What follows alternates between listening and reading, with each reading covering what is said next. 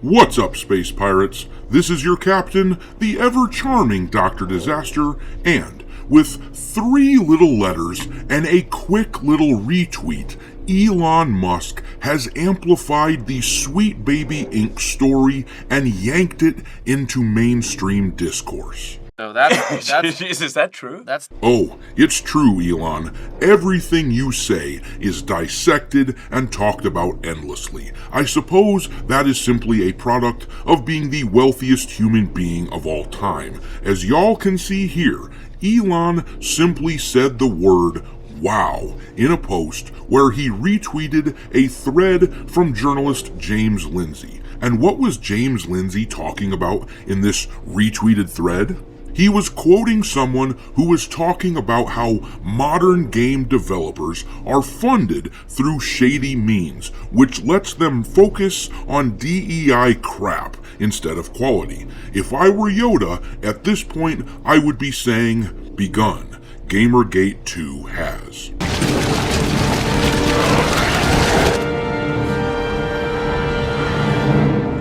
So it begins.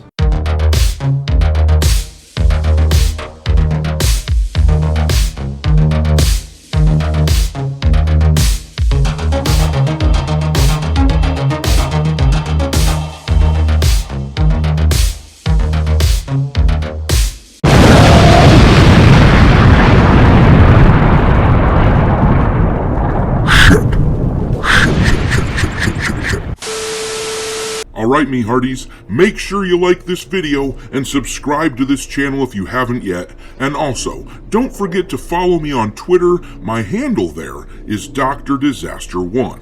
But let's dive into this tweet that Elon Musk highlighted on Twitter. This is one of the most important sets of information that you're going to see on this subject, so I'm not going to interrupt much of what is being said with my own commentary. I want us to read through this together so that you all understand how important it is to keep your wallets closed to businesses that work with the likes of Sweet Baby. Do not buy AAA games these days. Let these morons and their game studios die on the vine, along with their woke games that nobody asked for. Here is the thread. It says, former game executive and developer at Blizzard, Mark Kern, who goes by Grums on Twitter, says, the way games are funded, you don't use your own money. Even EA, its games are hugely expensive to make. They're upwards of $250, sometimes $600 million. It's for certain live games. It's incredible how expensive they are, and to do that, your CFO is your best friend. You're counting on your CFO to get you tax breaks, to get you in to put studios in regions which are financially favorable, and you will borrow the cheap money you will get cheap money to do it. Even EA does this. I worked with EA. We were putting together a deal where they were taking bailout money from the banks in the last financial crisis that we had, and they were applying that cheap money towards games. Same thing with COVID money.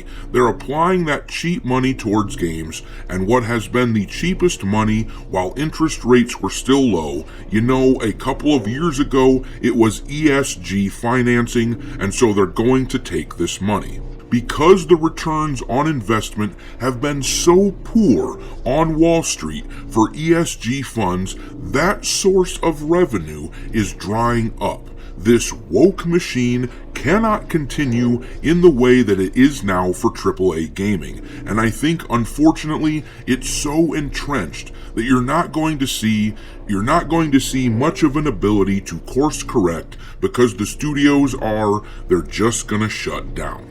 They're nice. As I said before, it is important, vitally important, that we band together and stop handing these people money. With their funding drying up, they will be reliant on us purchasing their products. But what is really interesting to me is how this story kinda coincides with what we heard yesterday about how a government-backed organization, Take This, is now jumping to the defense of Sweet Baby Inc. and condemning those of us who are noticing the stupid shit they're up to.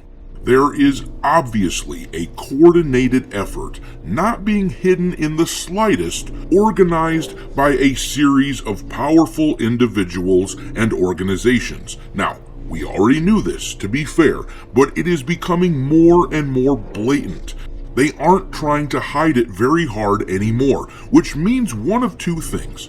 Either they are confident that they've won already and don't think there's anything we can do about their social engineering plans, or they are desperate not to lose, so they are willing to risk everything by begrudgingly putting all of their shit out into the open. We're good, streaky! Yes! I tend to think it's the latter, but maybe that's just because I'm a bit of an optimist. The public is waking up to crap like this. The same thing is happening in entertainment all across the world. It's happening over at Disney. As I have covered on this channel for a long time now, there is a serious challenger that could be voted onto the Disney board, which would throw a monkey wrench into Disney's DEI trajectory. If Nelson Peltz and his friend are put on the Disney board, Disney might have to become a for-profit company again. And this is only a possibility because, as I said, people are waking up. Normies are taking notice. Our entertainment isn't very entertaining any longer. It's preachy. It's more concerned with messaging than it is telling a story. Stop it. Get some help. Gamergate 2, and that's what this is, folks. Gamergate 2 will show us how much progress we have made in the culture war, and if the toothless lack of relevance that game journalists have had on the conflict so far is any indication, I think that Gamergate 2 might be a bloodbath. But I'll leave it there. What do you think, folks? What do you think the eventual outcome of Gamergate 2 will be? Drop your thoughts in the comments down below, and we'll chat there. Thanks for watching, me hearties. If you haven't already, your captain is inviting you to subscribe to the channel and become a part of the crew. Life as a space pirate may not be glamorous, but there's always plenty of booty.